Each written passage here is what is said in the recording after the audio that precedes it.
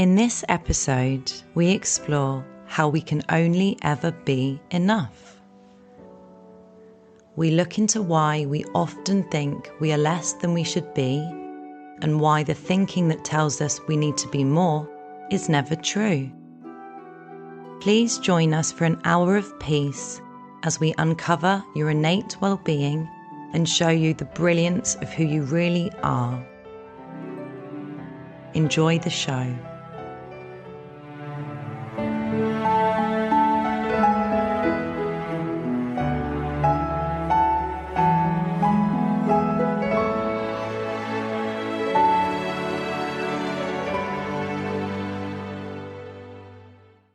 Hello everybody, how are you all? I forgot to add Gem as a co-host. I'm terrible at the tech side. Are you there, Gem? Hello, how are we everyone? Good, how are you? Very great. I'm very excited. I feel like today's been a very exciting day and really looking forward to everything tonight. Yeah, me too. We've had a lot of fun today, Gem and I. I've had some exciting stuff happen for OneMinding that we can't really talk about yet, but we will. And yeah, it's been lots of fun. So what else have you been up to, Gem? I've had a really relaxing week, to be honest. I've had a very peaceful, just doing the things that I've really wanted to do, like reading, listening to podcasts. I've had a non-peopling week, which has been really wonderful. I don't do it enough. Well, we must have been on the phone for probably a good 5 hours today. Yeah. And everyone that's on the call, obviously you're part of the journey, but it looks like things are really going to kick off with OneMinding. We've had some conversations with some people that have noticed what we're doing for the world and want to help us. So I wanted to really ask you guys for some help as well. You've done a brilliant job of sharing, and we've managed to reach some really amazing people, not only changing lives, but they've seen something in what we're doing as well. They've asked us to basically get some stories together about how OneMinding has helped people. I'm going to ask, really, if OneMinding's touched you or helped you or someone you know in any way, can you contact us and just write a little brief story out for us? Because there's going to be some information about OneMinding put out quite soon, and you are right here at the beginning of the journey. We would love to have any stories, basically, of how we've helped. Very exciting. We can't really say too much, but any testimonials and things would be really, really grateful for right now. I mean, we're all here doing it. This is a mental health revolution. Very exciting things to come. I can't say any more, but we're going to continue to need your help. Yeah, as I always say every week, we're a team. So whether you're listening on the catch up on Twitter Spaces or you're on the podcast, please reach out to us and let us know. You can obviously reach us through DMs on Twitter, or you can find us on our website, theunmindingproject.com. If you go on there, there's a contact form. So anything that you can share, how OneMinding has helped you in any way, we'd be really grateful for. So, Gem, have we got anyone to thank this week? We do. We have Fluffy Hedgehogs. They donated a mini fluffy hedgehog for our first birthday. Was that last week or the week before? I'm getting all confused with my weeks. That was the week before. Maybe we forgot to thank them. Oh dear. Okay. Well, thank you. That's your fault. You're in charge of thank yous. Okay. Well, sorry, Fluffy Hedgehogs, and thank you very, very much. And that was for our birthday. Yeah, a couple of weeks ago now. As always, thank you to all of our listeners. Thank you to our sponsor, Ball Global. We've had almost 500 listens on the episode Fear Nothing that we uploaded on Tuesday. So that is incredible. Shout out to Southend-on-Sea. We've got loads of listeners over there. And I know none of them are moles because you've not actually listened to this week's chat. So anything could be up there. You know, I could have put together all of the edits of us saying funny things but no, it's a very, very lucky I trust you. Yeah, lucky I trust you. Absolutely. It's a very, very good episode. Promise I will listen. You might remember it anyway. You were there the whole time. But I never remember what I say, so probably not. That's true. But yeah, it's been a really, really good week for myself, for OneMinding, hopefully for you guys as well. And even if it hasn't, it's really great for you to join us here. I was looking through some quotes earlier about being enough, and Alan Watts is one of my favorite people in the world. And he said, waking up to who you are requires letting go of who you imagine yourself to be. And I think a lot of tonight's discussions are going to be surrounding that, because we've got the outside world telling us we should be a certain way. Then we've got ourselves telling us we should be a certain way. Then when we learn to drop that, that's when we can be sort of who we truly are. And that's what I found this understanding has taught me. And tonight we're going to answer some really great questions. If you didn't want to come up and speak, just DM me and I'm happy to read them out for you. But yeah, just thank you for all of you being here, and everything's moving very quickly and organically still, but you've really been here since the beginning, and it's the ripple effect, as we say. So thank you. Yeah, thank you, everyone. And as you can see, tonight's subject is you are enough. It's such a great topic, because I think for all of us, we can go through times where we don't feel good enough. To explore what that really is and just see through the illusion of that can be really helpful in just everyday life. It's so funny that we can even feel not good enough, but we'll really dig into that tonight and see where we end up. But for now, I just want you to slow down. Just take this next hour to let go of any problems, any thoughts that you may have, and let them go. Just see through them. Just see, even if they're still there, just stop believing them. And if you can listen to me like you listen to music, so you're not trying to understand and work out what I'm saying, you're just letting it wash over you. So step before your mind and step before what thought is saying. And let's just be together for this hour, without judgment, and just listen as deeply as you can. There's a wonderful lady called Mavis Khan, and she says deep listening is just listening until you can feel what's in somebody's heart. And that's the dropping out of our intellect. That's the dropping out of our minds and all the noise that it makes. That's always available to us. We forget that it's there. We forget that this piece is underneath our thinking, but it always is. So if we can just sit together, and if you can have as little on your minds as possible and just be present with the moment, be with the words as they're coming out of my mouth and you're listening to them. Just be with that. Be where you are. Just be. That's where peace lives. And we forget so much. We're so busy doing. So this is just a chance for you to drop out and have a different experience. And I think that's what we're all looking for. We're all looking for that happiness, that joy, but we're all looking in the wrong place. And we all strive to be good enough. It's so interesting. Good enough for what? For our parents, for our partners, for our jobs, for our bosses, for our friends. We can get so caught up in people pleasing, in trying to make others think that we're what they want, that we can meet their expectations. But what does that really mean? Is it possible to ever really feel good enough when we're coming from the place of our minds and our egos and our wants? For me, I'm never going to match up to that, because my mind's always making up these impossible tasks, these impossible places for me to be.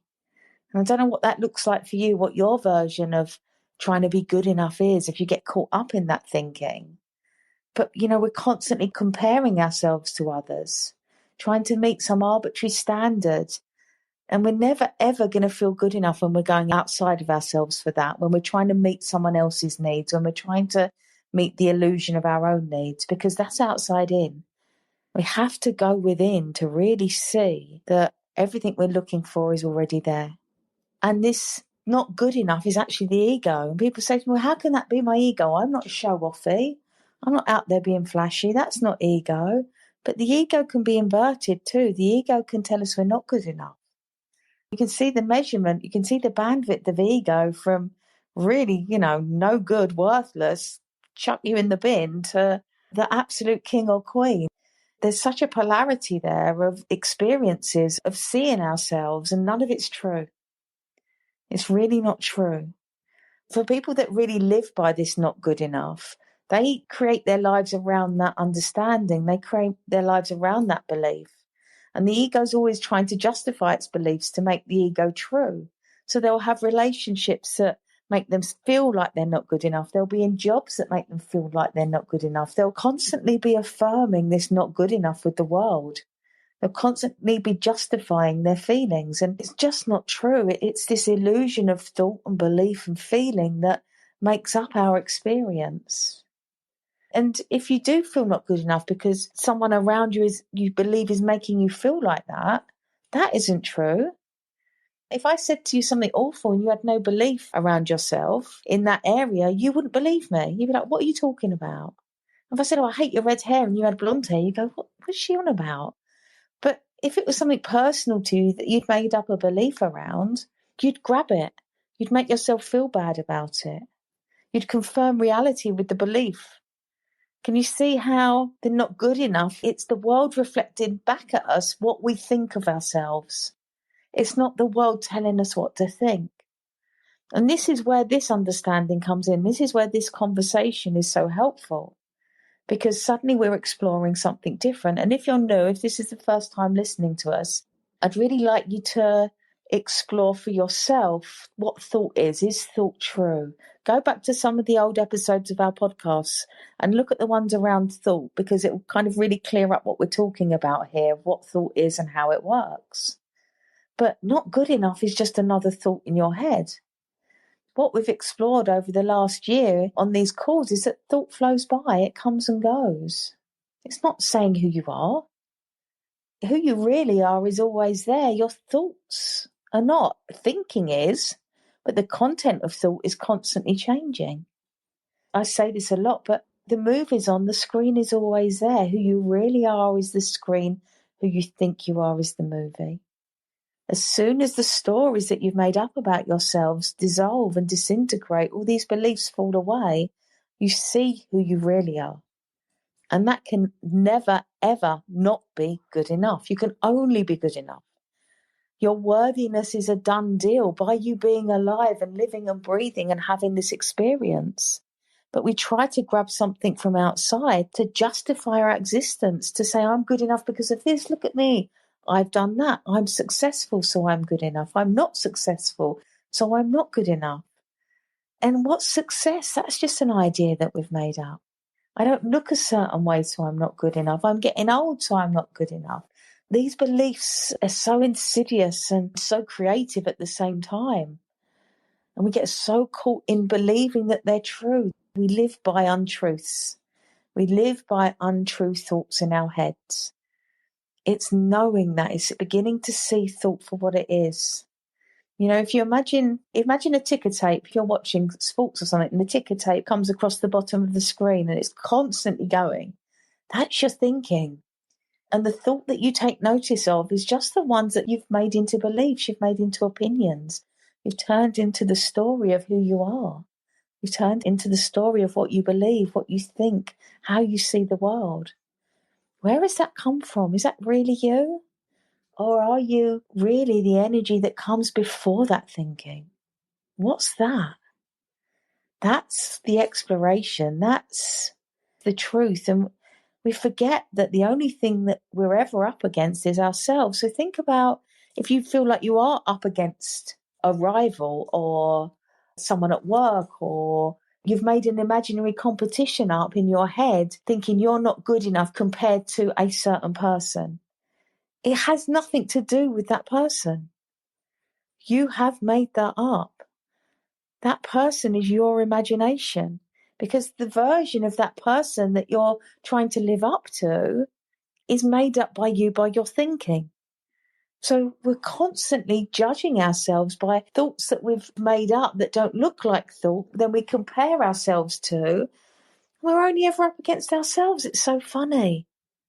And it looks so true that we're up against the world. We're up against these invisible forces. We're up against a world that is constantly saying that there's a better place to be, there's a better person to be. But that's just the trick. That's the trick the world wants you to believe. That trick of being seduced by the world of form, of materialism, and saying that you have to be and have these things to be good enough, constantly keeps us outside in. It keeps us in the illusion of thinking that there's somewhere to get, there's somewhere to be okay. But you're already it, you're already okay, you're already worthy, you're already divine, you're already beautiful, you're already perfectly imperfect. But it's so easy to get lost in this world that is telling you that you're not. You know, as a woman, the world of beauty and comparison and makeup and hair and and how you should look this month and how you should look next month and what size your waist should be, how high your heels should be. And it's like, it's fucking exhausting if you buy into it. Because before all that, when you come home to who you are, you need none of that. You're already a done deal. So you can still play with those things. I'm not saying don't enjoy life and all of those things that come with it, but to see that your worthiness is in no way attached to it is freedom. Is to go before the ego, is to see who you really are, is to drop the ideas that you're up against anything other than your own thinking. There was a Michael Neal quote that I couldn't find, but he talks about a tree. And he says a tree doesn't stand and look at another tree and think, I wish I was greener. I wish I was taller. It just stands there and it knows its place in nature. It knows its perfection. But because we have this world that we live in and this inner narrator that's constantly judging us, which is our own minds, we get lost, we get caught. There's another quote, comparison is the death of happiness. Well, what is not feeling good enough? It's comparison. But where is your not good enough? What are you comparing yourself to? It's thought. But the feelings that come with that thought make it look like the thought is telling you the truth. And for those that have been with Gemini on these calls for a while, know there is no truth in our thinking. Thought comes, thought goes. The only truth is that thought comes, thought goes. The content of it is irrelevant. The content isn't telling you any truth. The content is the game of life. It's the play of life. It creates our experience, of course, but it doesn't have any truth to it other than in that moment, it's creating what we see. If my mind is in the past, that's what thought is creating. If my mind is in the future, that's what thought is creating. If my mind is in a problem, that's what thought is creating. If I feel fucking amazing, that's what thought is creating. If I'm comparing myself to other people, that is what thought is creating. So it's the creative power of thought rather than what thought is saying. So the truth is its creative power, not its content. And you'll start to notice when you do get caught in thinking, you're fighting with yourself. There's nothing outside of that. And it's like, not good enough for who or what? It's so funny when you think about it. How could we not be good enough? We're having this human experience. And I know it can feel real. I know that we can be conditioned and brought up with, crap parents or whatever your experience is that can make you feel less than, but you can break free of that. There is no less than, just as much as there is no more than. There is one level field of humanity, one shared being that's experiencing this separation as me, as Doe, as Gem, as Artorius, as Sponge, as Nomad, whoever it is. You're here to play. If you can see that perfection of who you are and you start to understand what thought is, you see thought is the Play-Doh of the universe. It creates our experience from moment to moment. If we don't like what it's saying, let it go. Ignore it. Let it come, let it go. Let the ticker tape pass by till some new thinking comes through. When the fresh, joyous thinking comes through, enjoy it. But when the thinking that contracts and compresses and makes us feel bad comes in, this is where this understanding comes into its own. Because we get to see that, okay, I don't need to believe this. And you'll notice that when we feel bad, it's when we really believe our minds. When we really believe thought is when we're feeling bad. When I'm really feeling not good enough is when I'm going to take the most notice of my thinking, which is unfortunate. But I get to see through it. I get to have an awakening moment where I see, that's not true. So if you already have within you everything that you need, and we're all perfectly imperfect creations that are having this amazing experience called life, there is never anything fundamentally missing from within you, from your life, because it's all there. It's all right here, right now. You just thought that there was something missing. You just thought that you weren't good enough. You just believed what others had told you. You believed thinking that wasn't true. All of those things and all of those thoughts that have told you that you're not good enough, they don't really have any evidence. You make up the evidence with life, with comparison, with maybe the relationships you have, but there's evidence of thought. It's not evidence of truth. Yeah, because thought makes everything look so real that it just seems true. And we all do that innocently. We all have the power and the potential to do that. It's just what we do as human beings having thought. But for some people, they've only ever wanted to be perfect without realizing that they already are. And that realization, that awakening to who you are, changes everything. It just lights the world up. It lights us up. We're always going to have moments of being caught in thought. I get it. Jem gets it. It's the nature of being human. But these little awakenings that we get where we get to see through our own thinking and drop the comparisons and drop the shitty thinking and wake up, it's like, wow, okay. We have those awakenings over and over and over again because we get caught in thought, we wake up. We get caught in thought, we wake up. That's who we are. That's what we're here to have. That's the human condition. People think they're suffering from a million different things. They're only suffering from one thing: the misunderstanding of thought, the human condition, the believing that our thinking is true, the believing that we have to please a world, the thinking that the world is coming at us. When you stand in this knowing of this truth that we point to, when you really see it, in those moments, someone could say absolutely anything to you and it would have no impact whatsoever. It would have no resonance. It would just be, oh, that's what you think. It's seeing through that you're creating your experience, they're creating their experience. Their thinking has nothing to do with you. It's creating what they're meant to see, not what you're meant to see. You're creating what you're meant to see. So we always get to see a little bit deeper and see a little bit deeper. And when we get caught, we're innocent.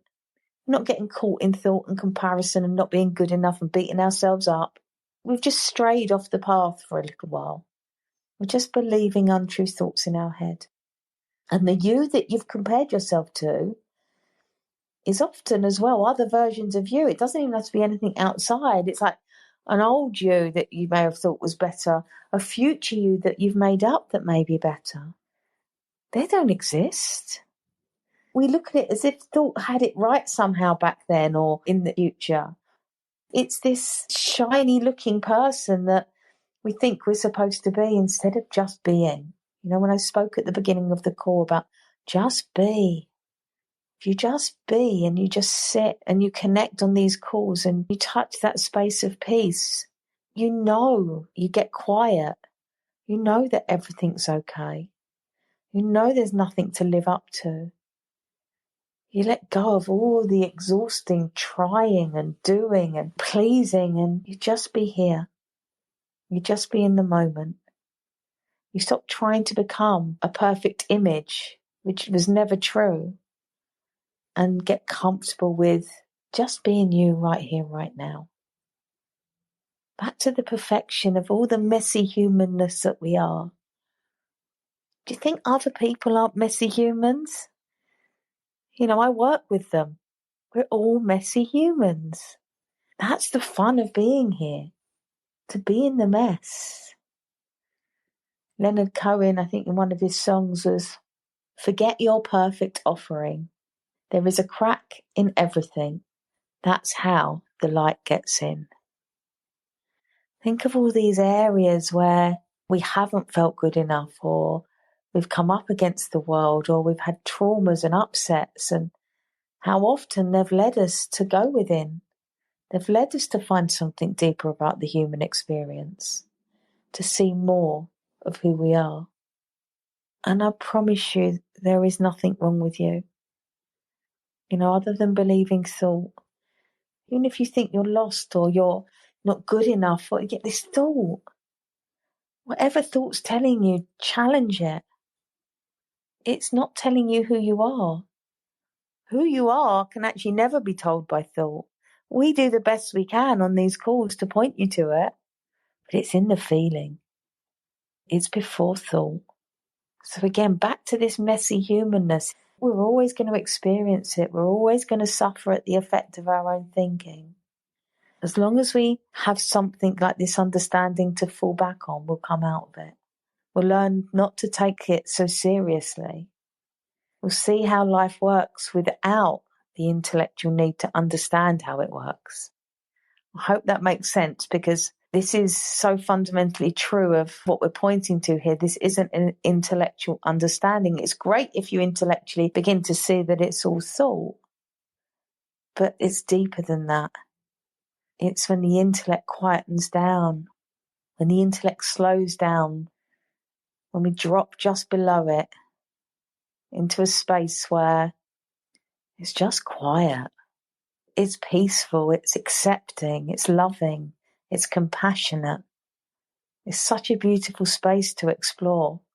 You can't force it. It may happen for you listening to this. It's all just underneath what we think it's underneath. That's what we're pointing to. That's where our healing lies. The thought that is telling us it's there, no, it's a trick. Inside, we're all okay. Everybody is okay. Listen for that quiet feeling. It's in touching that you start to really understand what we're pointing to here. It's about going deeper than the material world, going deeper into who we really are, touching the space of oneness, of knowing that we're all the same, letting go of how you think it should be, letting go of the not good enough, letting go of the anger and the resentment and all the things maybe you've carried for so long that you don't need. They don't serve you. They do the opposite. There's no service in your anger. There's no service in greed. There's no service in fear. But seeing through them, seeing through those things, that's how they serve us. Because we get to go beyond them and see what's true. Being in them, there's not much to see. We just get caught up. We get lost. But going through them, coming before them, sitting in the feeling of who we really are, going deeper into the oneness of existence, seeing the energy of thoughts, touching the space of consciousness, seeing the perfection in the design. There's such a perfection in it all. We miss it.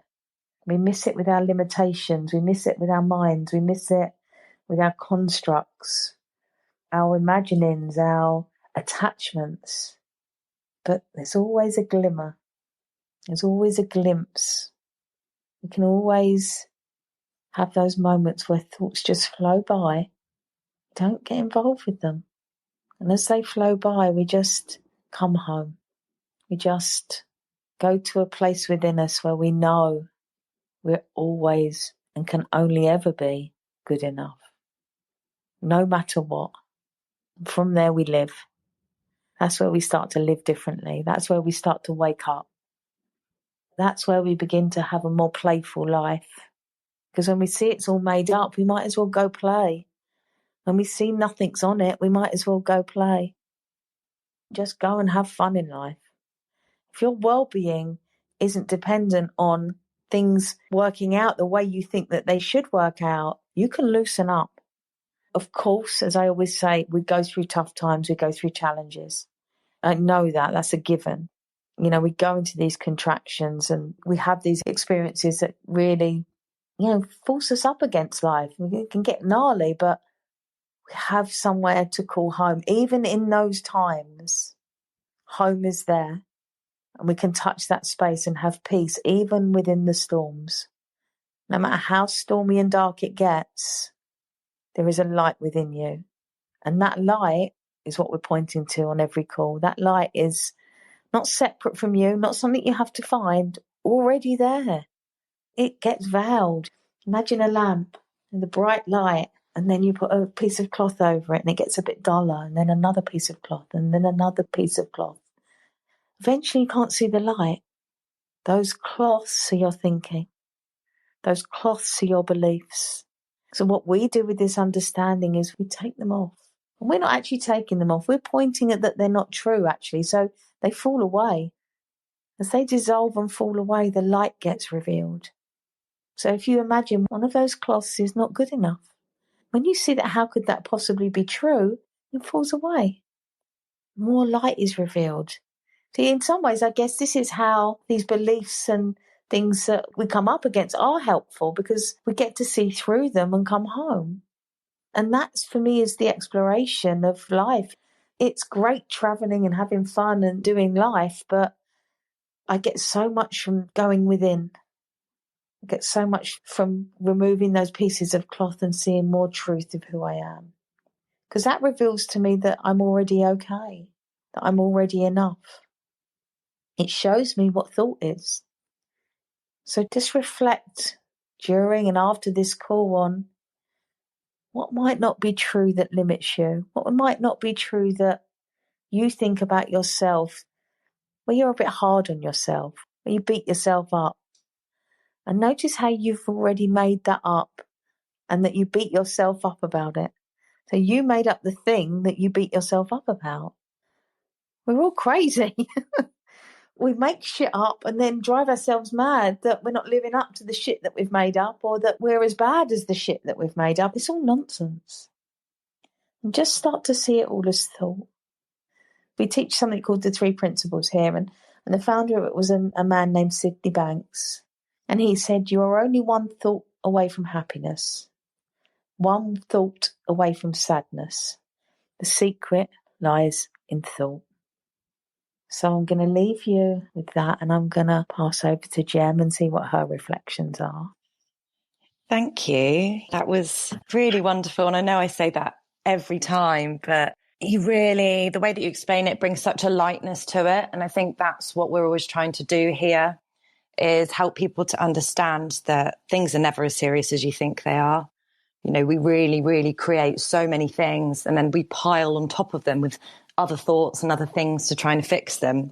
And when you look at that logically, it could never work. And it's no wonder that we get tied up in these messes and these situations and it seems to snowball. It's because we are adding, so it continues to snowball. And you reminded me of another quote that Alan Watts said. And he said, if you want to outwit the devil, it is extremely important that you don't give him advance notice. Even if you only announce to yourself your intentions, the devil will know, because you know who the devil is. The way that he says it and the way he laughs, and it is so true, because we always assume, like you said, about the ego being something that bangs their chest, something that is grandiose, and it makes you want to shout about how great you are, that you're better than other people, show off. But actually, it's always that voice, that little voice that says, oh, you're not good enough, you don't look good enough, you're not as good as that as somebody else, always comparing. The true voice would never, never, ever do that. It all comes back to the self-responsibility, because how could it be anything outside of you?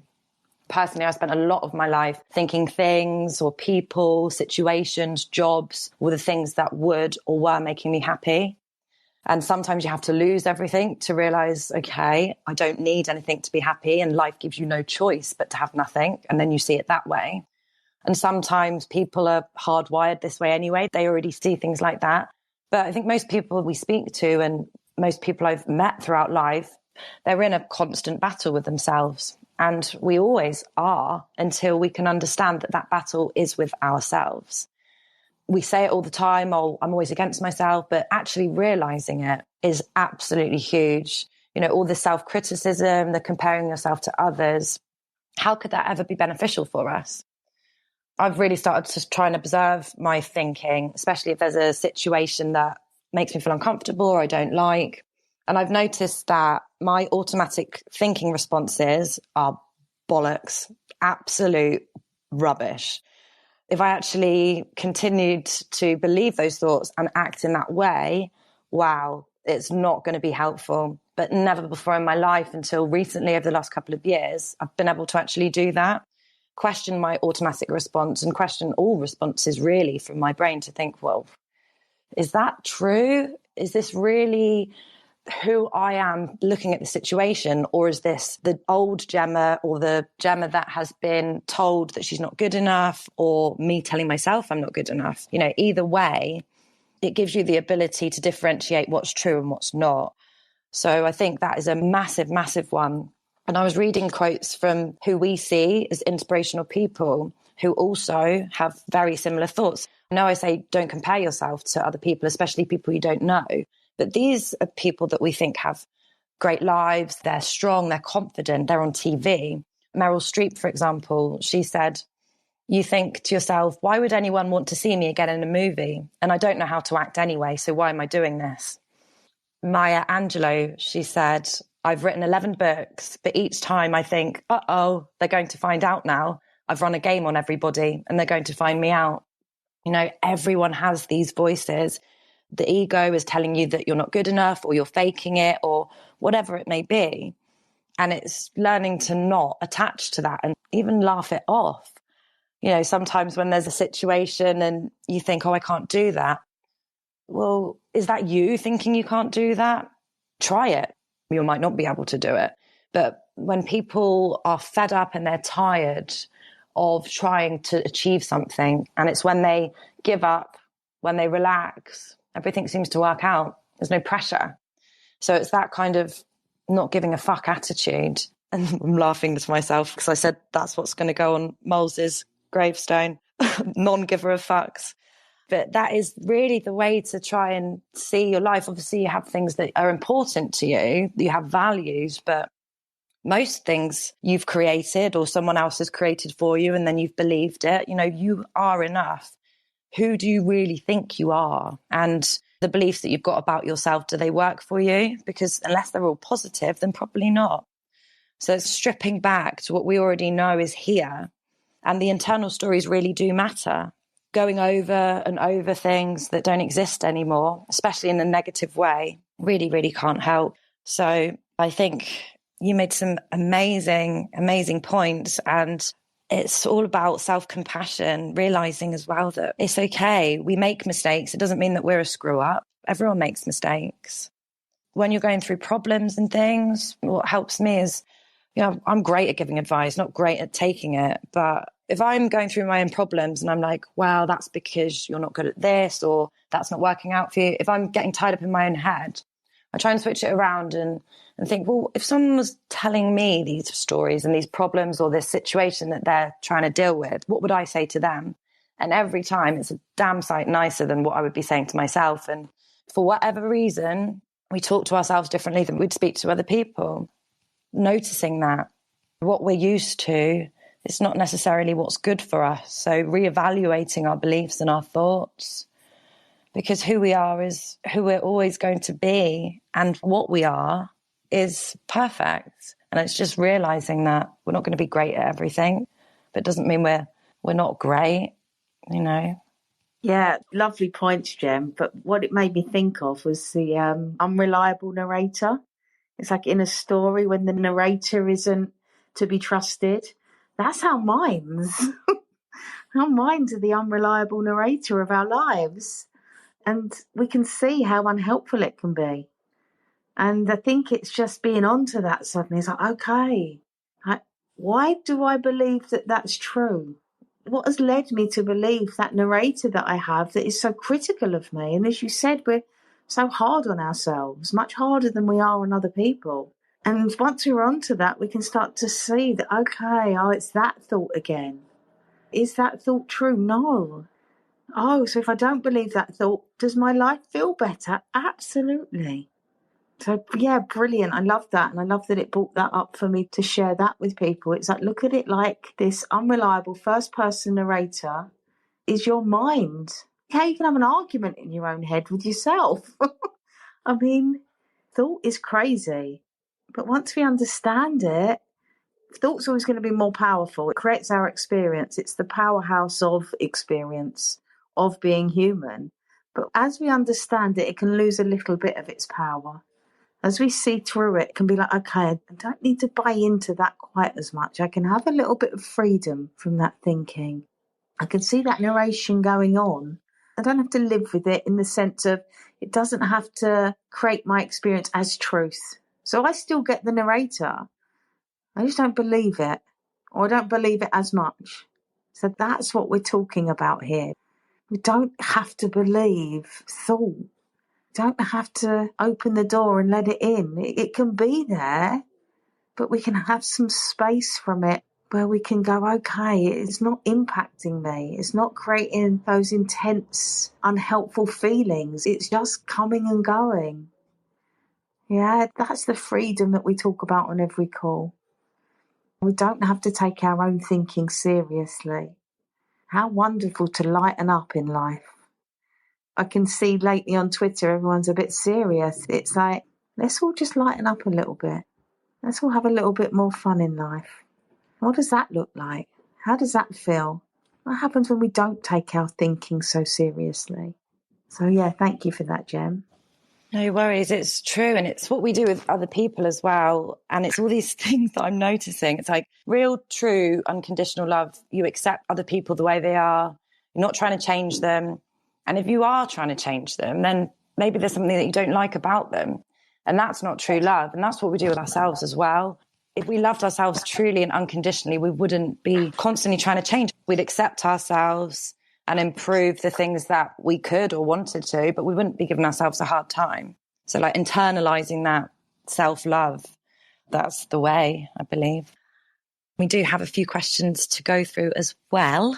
So I think we'll start with Cannonland's a friend of the show. And we have covered it already, but it's a big one, and it's shame. So how does shame keep us trapped in vicious cycles of behavior like addictions?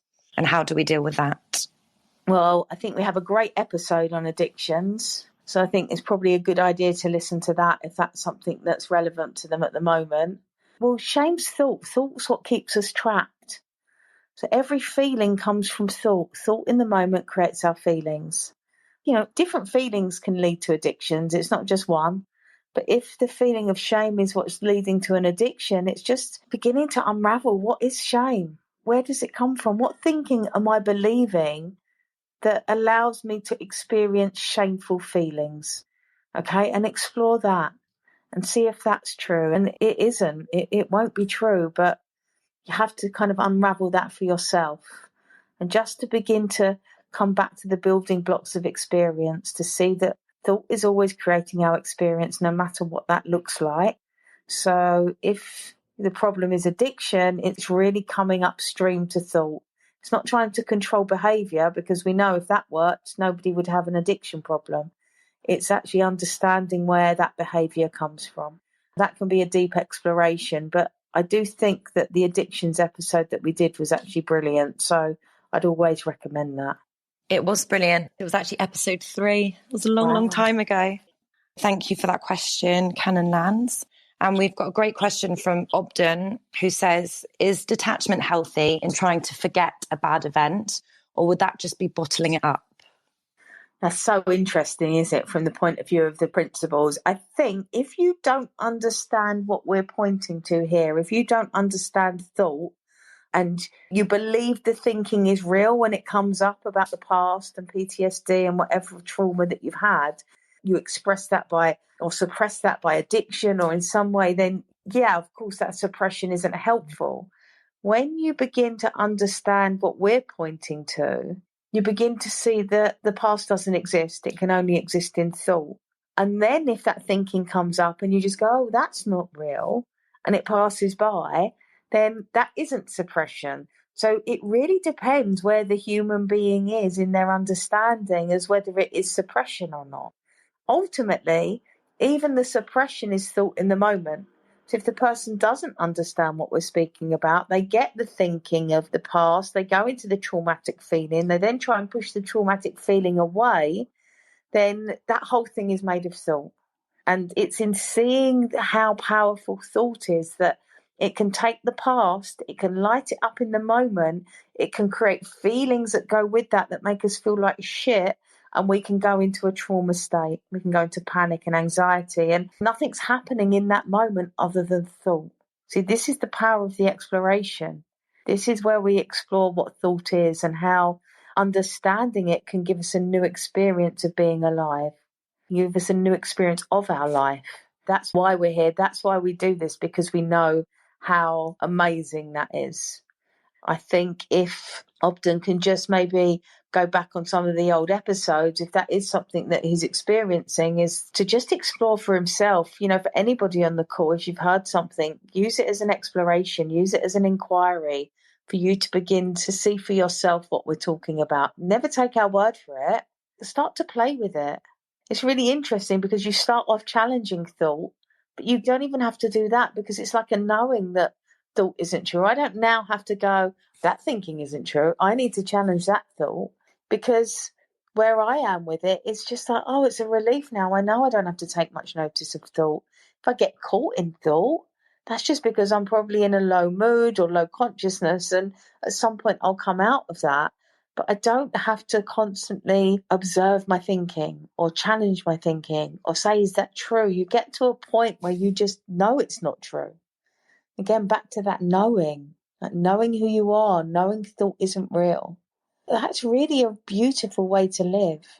And it's on the table for 7.5 billion people. They just don't know it. And you'll know people that are really stuck in their own thinking. They really believe it. You can see their attachment to their story. And if you even challenge that a little bit, they can get really, really angry, almost aggressive if you challenge their truth. But their truth isn't truth. It may seem true to them, but it's still not truth. It's the illusion of thought. So we're always getting to see things differently. We're always getting to have a new experience of being alive. Yeah, it's almost like a security blanket, isn't it? The ego wants to hold on so tightly to who it thinks it is. Yeah, it really does. I'm so glad that you answered the question in that way, because it's kind of answered the next question. The person who's asked is in the room. You're more than welcome to come up if you want to speak a bit more about it. So it's about chronic insomnia. And he said, mine isn't even about my mind. My body goes nuts at night when I try to sleep. I've always been a lousy sleeper, but PTSD from 9/11 left me without a full night's sleep for 20 years. So we've had a few conversations privately, and I think, well, you're going to say the answer straight away, but of course it's in your mind. The mind brings everything down to the body. So it'd be, really interesting to see how you would help with this. I think we could probably do a whole episode on it, to be fair. But what I will say is, it's the same answer as what we've been speaking about all evening. It's always coming back to thought. It's always coming home to thought. It's always seeing that what we do is we innocently hold on to past experiences, and the mind somehow locks them in. And when they're locked in and they get on a loop of repeating, we experience these traumas over and over and over again. The truth is, and it can sound harsh, is it's not happening now. It's not real anymore. So understanding thought can actually put that in its place. And as the mind settles, the body will begin to settle. The sleep will come in. It will change that experience. Again, a whole episode, because also we could explore that as terrible as life can be, things happen because they're meant to happen. And that can sound really harsh, but it's true. We have to see that life happens as it's supposed to happen. So these things that we come up against, these things that happen in the world that seem really terrible, as far as I can see, were what was meant to happen. The nature of life is very destructive. From birth, which is creative, to death, which is destructive, life reflects that. It reflects the creation and destruction cycle. So as we observe that, we can start to see, okay, that could not have been any other way. That was meant to happen. That was what I was meant to experience. That's not happening anymore. I'm only experiencing that via thought. And again, with someone that's gone through that, that would be an exploration. That's not going to be solved, I wouldn't have thought, in a few minutes on a podcast. But, to really dive into this understanding with something like that, I've seen people with very extreme PTSD recover. Lots of evidence out there with the 3 principles of that. I've seen it for myself with people that I've worked with. So I would say explore that. Don't give up hope. Know that there's another experience available for you, but it will come from exploring this and challenging your own thinking. And we can have thinking for so long sometimes, it looks so real that it doesn't look like there's any alternative, and there doesn't look like there's room for fresh thought. But there always is. And we are always here if you need to contact us and things like that. But yeah, I think having a whole episode on the effects of PTSD, what it can do, because it is so physical. I've been through it myself. And once it's there, it's like there's nothing else. But once it's gone, it's not like it was never there, but it's a whole different life. And it is available to everybody. I think everybody can be helped with this. And when you said about 7.5 million people, there will be slowly getting it. I believe we can unmind the world, truly. So I think that's probably going to be it for questions now, because we are at the hour. But anything that you guys want to discuss next week, you are free to message at any point. But thank you for everything. Yeah, thank you, everybody. Really appreciate you all being here. Please share the podcast. Please share with your friends. You know, as we always say, we're part of a team about sharing this understanding with the world and making the world a kinder, more compassionate and better place. And we can all see that that's dreadfully needed right now. You know, it's something that the world could really do with, and you're part of that. And we really mean that when we say that. Been going for over a year now, but we are really still at the beginning stages of trickling into the world. And you guys are the ripple effect. You guys are, one, why we're doing it, but two, how we get to access other people via you sharing. So anybody that yourself or other people that Unminding has helped, any feedback is going to be really, really helpful. So feel free to message us at any point. Just thank you for supporting us, and thank you to Bull Global for sponsoring this episode. Yeah, thank you. And their website is bullglobal.io, so check them out. And again, could not do this without you. I'd like to leave you with a quote, and it's: your imperfections, your quirks, your seeming flaws, your weirdnesses, your unique and irreplaceable flavors were what made you so lovable, so human, so real, so relatable. Even in your glorious imperfection, you are always a perfect expression of life, a beloved child of the universe, a complete work of art, unique in all the world and deserving of all the riches of life. It was never about being the perfect me. It was always about being perfectly here, perfectly yourself in all your divine strangeness. And that was from a gentleman named Jeff Foster. And I love that. So thank you, everybody. Please share and please join us again next week.